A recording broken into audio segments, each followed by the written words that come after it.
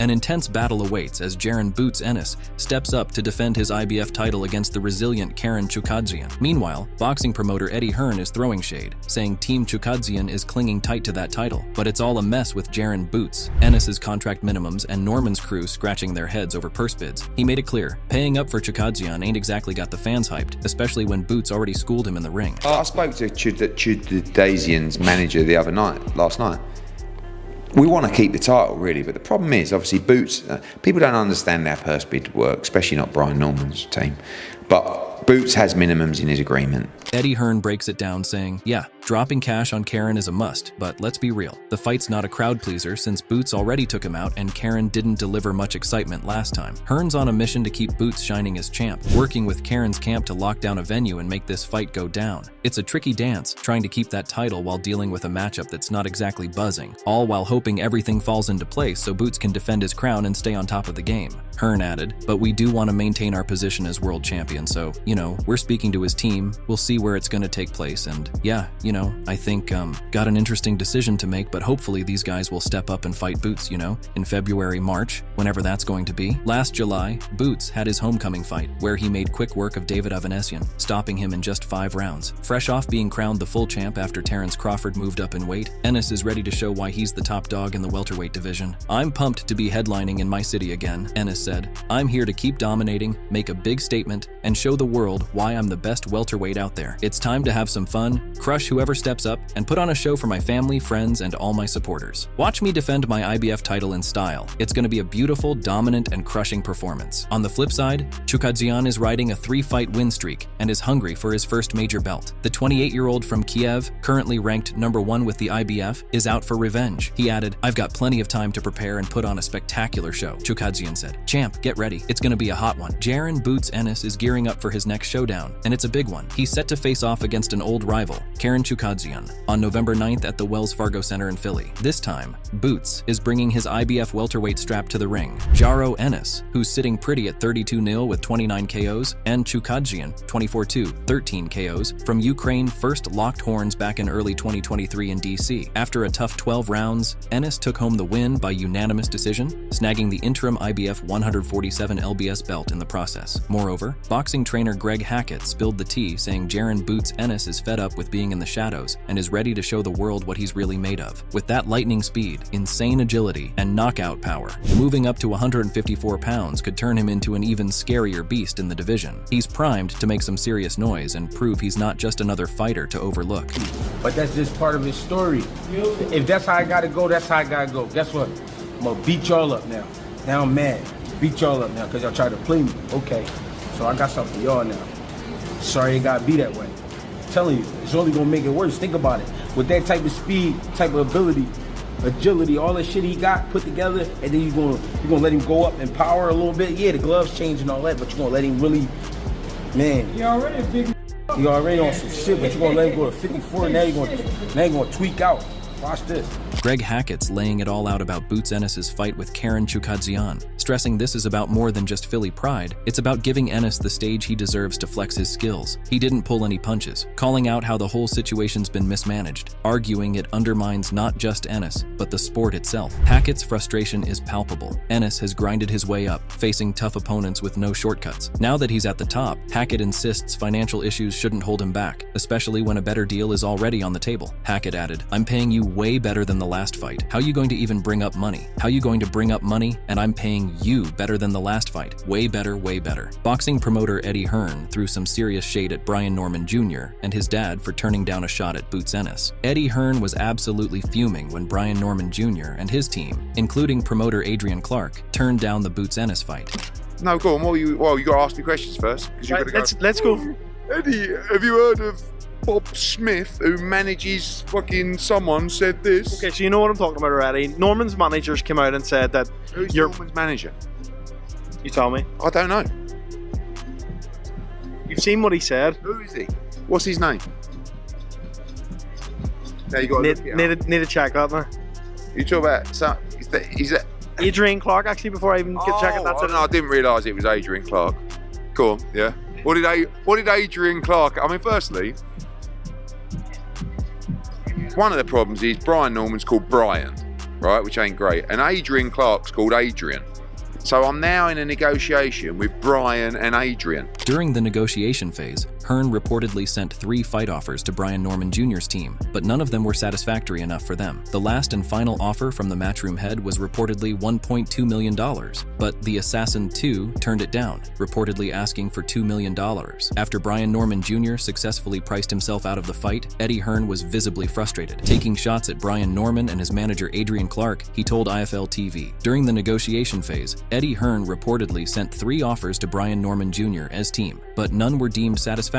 Hearn added, "Congratulations guys, you effed up. You're gonna get $200,000 to fight on a prospect's undercard." Eddie compared Brian Norman's father to Bill Haney, claiming that both fathers outpriced their sons. "Well done. Magical. Brian Norman Sr., he's like Bill Haney from Wish." Further elaborating on the massive paycheck Norman Jr. missed out on, Hearn explained, "Because of what Boots was prepared to take for the unification, this would have been a 50-50 split, yet Norman won't take 17.5 times what he made in his last fight. That's where the game is so messed up." Moreover, Eddie Hearn blasted Brian Norman Jr. and his team for missing out on the Boots Ennis fight and then opting for a lesser opponent like Derrick Cuevas. He criticized them sharply, suggesting they clearly lacked understanding of the boxing business and had missed a significant opportunity by settling for a lower profile bout. Who's going to pop up next? Derrick. You know? He's basically come out and said that you're 200 grand off where they want to be. Listen, what did you offer them, listen, first of all? Donuts. Let me tell you something now. It's over. You know, because when the IBF set the purse bid date, anybody who knows anything about the business of boxing, unfortunately Adrian and Brian do not fall in that category, you cannot no longer request a unification fight. Hearn further stated that Brian Norman Sr. came to him after the purse bid date had passed and claimed that they are willing to do the fight but not in Philadelphia. Eddie shockingly stated that Brian's team is delusional because they don't know where the money comes from. Eddie elaborated on where the money in boxing comes from. "From the broadcasters, thank you the zone. And from the gate, did you see the gate at Wells Fargo? I can't lose a 20,000 seat gate and just roll the dice doing it in Vegas. I mean, with all due respect, last time I checked, Brian Norman weren't that popular in Vegas." Meanwhile, promoter Eddie Hearn is not too sure about Terrence Crawford making the jump to junior middleweight. Eddie Hearn's hinting that Crawford might look to fight Boots in the next 6 to 12 months, seeing it as the mega fight he needs to make big waves. He knows how dangerous that fight is, and Crawford. Yeah, Crawford knows how dangerous Boots, and he knows it won't pay the money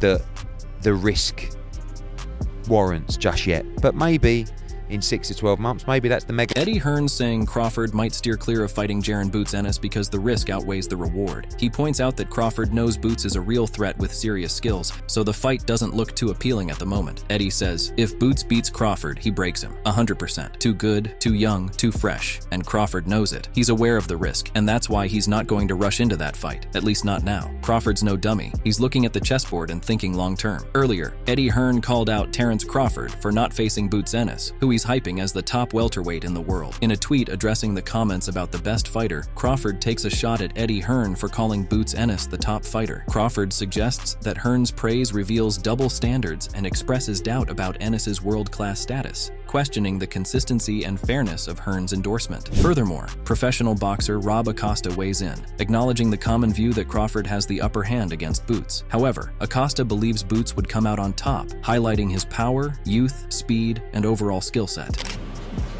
You know what I'm saying? He still will stop Crawford. Boots is far too strong, too young, too fast, too mobile. Angles are too good.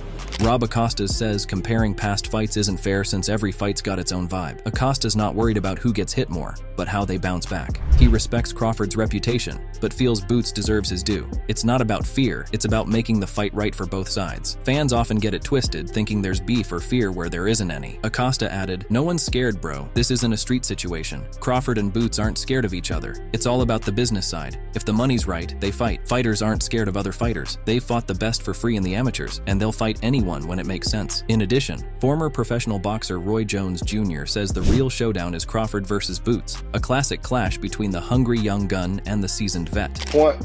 The real fight is him and Jaron Ennis, because Jaron is young and up and coming, and you want to see the old dog versus the young dog, because that's always a great battle, because the young dog has youth on his side, the old dog has knowledge on his side, so So it's like, which one gonna prevail that night? Roy's hyped about Jaron Ennis stepping up to challenge Terence Crawford, noting Ennis's skills and rise in the game. He's impressed by Ennis's power and momentum, and thinks he's got what it takes to push Crawford hard. While Roy gives Crawford a slight edge for being a longtime top dog, he's all in on the idea that Ennis will bring a serious test and show if Crawford can keep his crown against a hungry, skilled up-and-comer. Roy Jones Jr. added, "With Ennis, he ain't gonna be the smaller man. They're gonna probably be about the same. I really see him in a fight where he's about the same, but see him in a fight with Canelo, he's gonna give up such a size advantage. I like both fights for him, but personally, I want to see the Ennis fight. It's more competitive because of the size difference. It ain't a big size gap." Additionally, former professional boxer George Mosey points out that Crawford looked good against Spence, but Boots is a whole new challenge. Mosey's not calling it, but he gives a nod to Boots for being ready to throw down. Now, if that is what's next, yeah, I think he's ready. Crawford fans are going to say what Crawford fans are going to say. Boots fans are going to say what they're going to say. It's just an opinion. At the end of the day, we never know. So you can say, okay, if that was Crawford, he wouldn't have been able to take those shots. Well, can Crawford take the shots that Boots was laying out? You know what I mean? Do we know?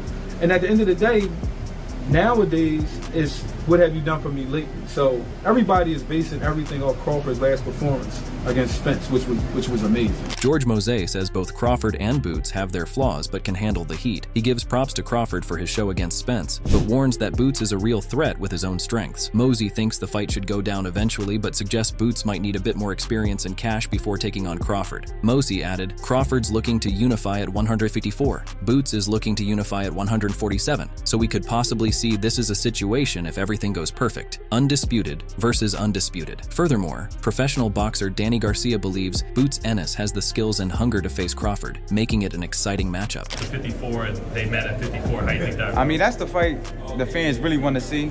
That makes more sense. They're more the same size. I would love to see that fight. You know, Boots is a young, hungry fighter from Philadelphia, and he got so much to prove. And he just wants to fight the best. He wants to get in the ring with the best.